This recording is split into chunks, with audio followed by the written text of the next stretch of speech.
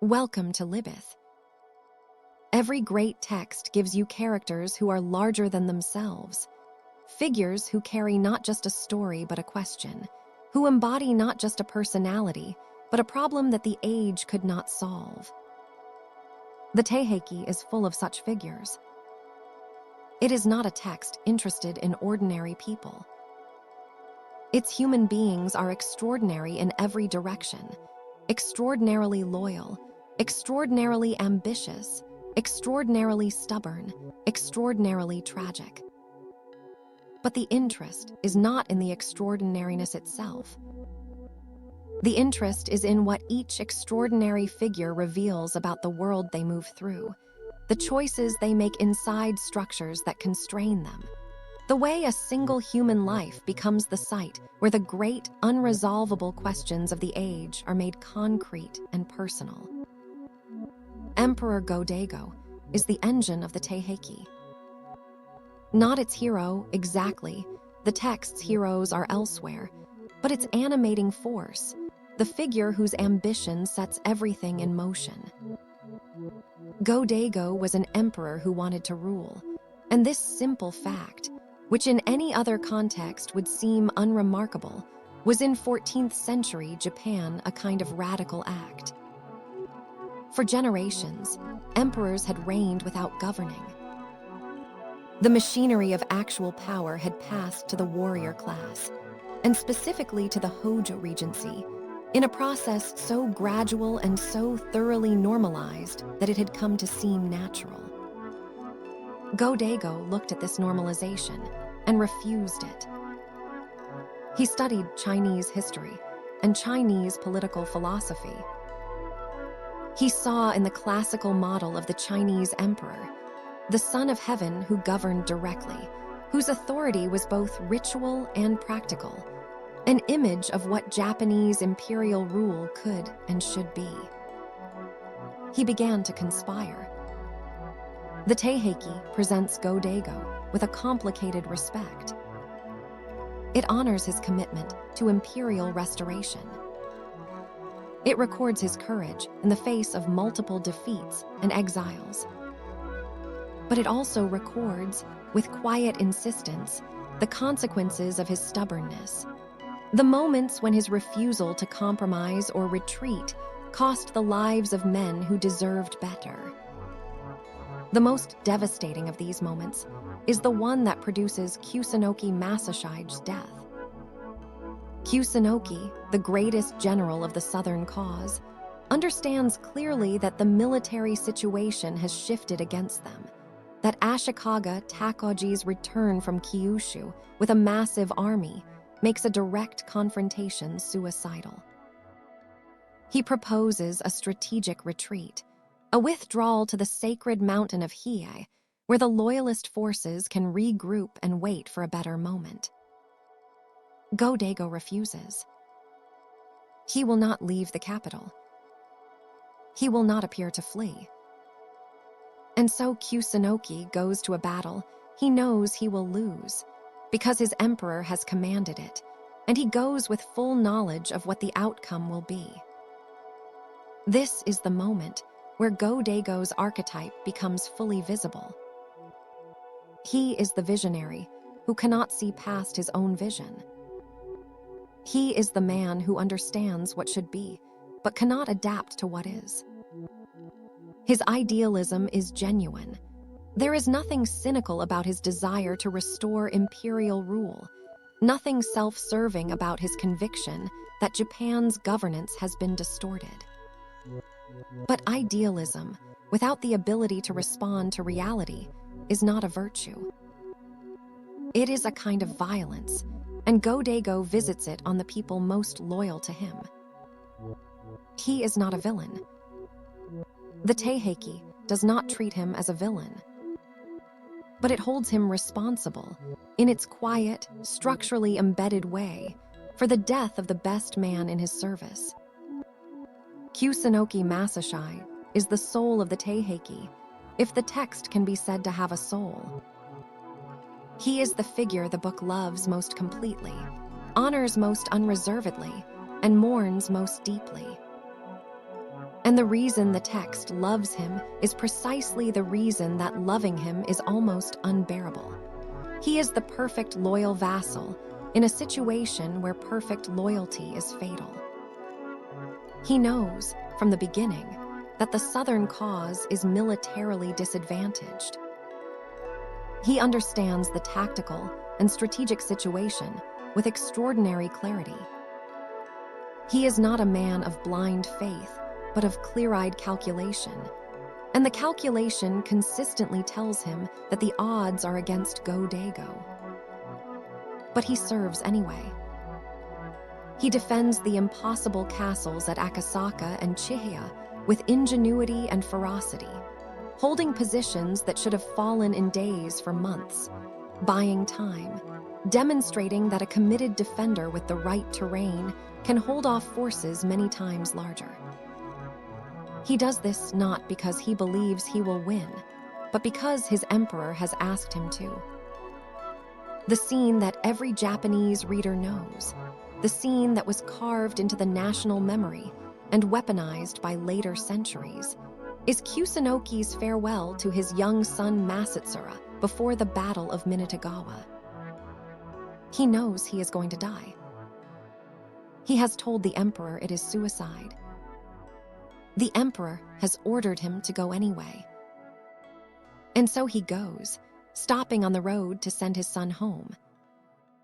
What he says to Masashige, that when word comes of his death, it will mean the world has passed to Ashikaga's control, but that Masashige must never surrender his loyalty to save his life, is not heroic speech in the martial sense. It is a father's instruction, delivered in the full knowledge that the instruction will orphan his child. The Taiheiki renders this moment with a restraint that makes it more devastating than any elaboration could. Kusunoki goes. He fights. He is surrounded with a force of 800 against tens of thousands. He fights until he cannot fight anymore. Then he and his brother Masasu withdraw from the battlefield, and their final exchange, about where one's last thought in this life should be directed, about what it means to die well, is one of the most quietly devastating conversations in Japanese literature. What Kusunoki represents is not simply loyalty. He represents loyalty as tragedy, loyalty as the condition in which a person's greatest virtue becomes the mechanism of their destruction. He is heroic and tragic simultaneously, and the Taiheiki insists that these are not contradictory. You can be completely right in your values and completely unable to make those values effective in the world. You can serve with absolute fidelity and absolute excellence and be destroyed by the failure of the person you serve. The text does not resolve this. It holds it. And this is part of why Kusunoki was so easily appropriated by later ideologies that needed to honor self-sacrifice without questioning its political direction. He is already configured as a man whose virtue is indexed entirely to his devotion, not to the wisdom of its object. Ashikaga Takauji occupies the opposite pole of the text's moral universe, and yet the Taiheiki cannot quite make him a villain either. He is too large, too consequential, too humanly complex to fit a simple moral category. He begins the narrative as an ally of Go-Daigo's cause, a warrior of enormous ability and ambition who joins the imperial coalition not, it seems, from deep ideological conviction, but from strategic calculation, from recognition that the Hojo are finished and that whoever destroys them will inherit their power. He is brilliant.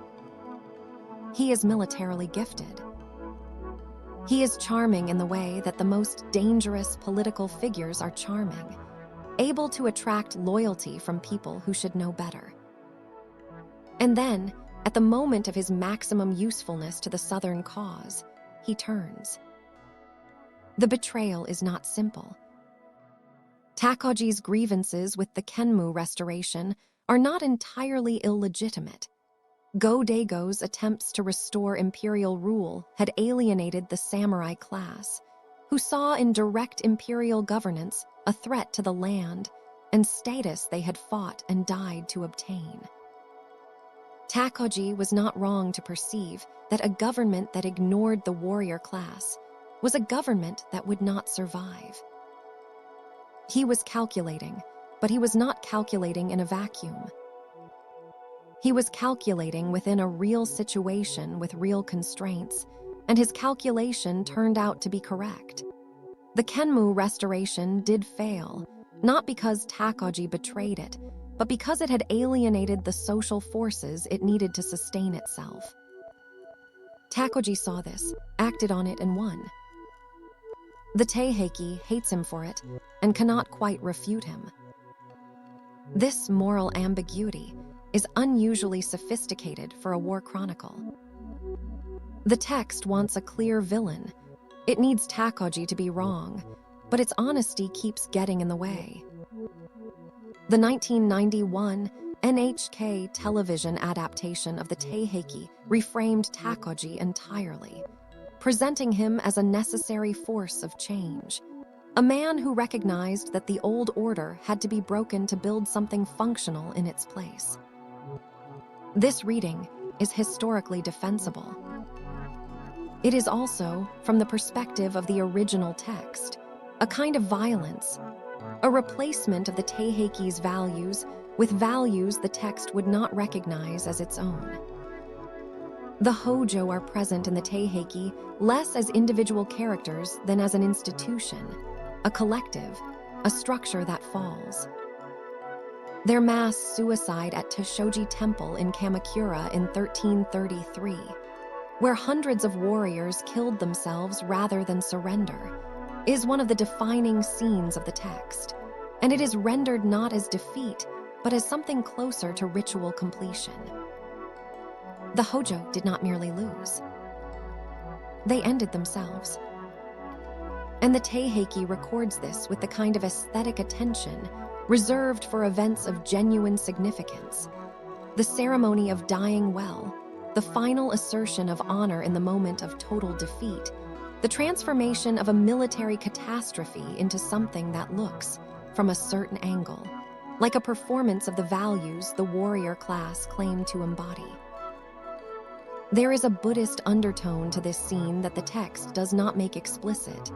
The Hojo, having held power and misused it, are released from that attachment through destruction. They fall not because they are evil, but because their time has passed, and all things whose time has passed must fall. The impermanence is not a punishment. It is the law. Nitta Yoshisada stands alongside Kusunoki as a loyalist general of the Southern cause, though the Taiheiki treats him with less emotional intensity than it gives Kusunoki. Nitta is loyal and capable and ultimately doomed in the same way. He serves a cause that will not prevail, and he dies in its service. But the scene the Taiheiki gives him that carries the most symbolic weight is not a battle, but an act. He throws his golden sword into the sea at Inamuragasaki to appease the sea god and allow his army to advance along the coastline to attack Kamakura. The sea recedes. The army advances.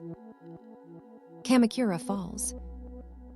This moment is presented in the text as genuine divine response. The sea god accepted the offering, and the natural world bent to the purpose of the rightful cause. It is one of the few places in the Taiheiki where the cosmos seems to affirm the southern side directly, to say yes, this is the correct order of things. That this cosmic affirmation precedes decades of defeat and the ultimate failure of the cause it affirms is itself a statement about the world the Taiheiki inhabits, one in which the universe can signal its preferences but cannot enforce them. Together these figures, Go-Daigo, Kusunoki, Takauji, the Hojo, Nitta, map a complete moral landscape. They represent every possible relationship between virtue and success, between principle and pragmatism, between loyalty to the right cause, and the ability to make that loyalty effective. The Taiheiki gives you a world in which the virtuous lose and the pragmatic win, and then refuses to endorse either the losing or the winning. It just shows you both in detail until you understand that this is what history actually looks like, not a story in which good prevails, but a record in which good and evil and everything between them are ground together in the same machinery. And what comes out the other side is not justice, but continuation. That's all for today on Libeth. One new book every week. At least we try.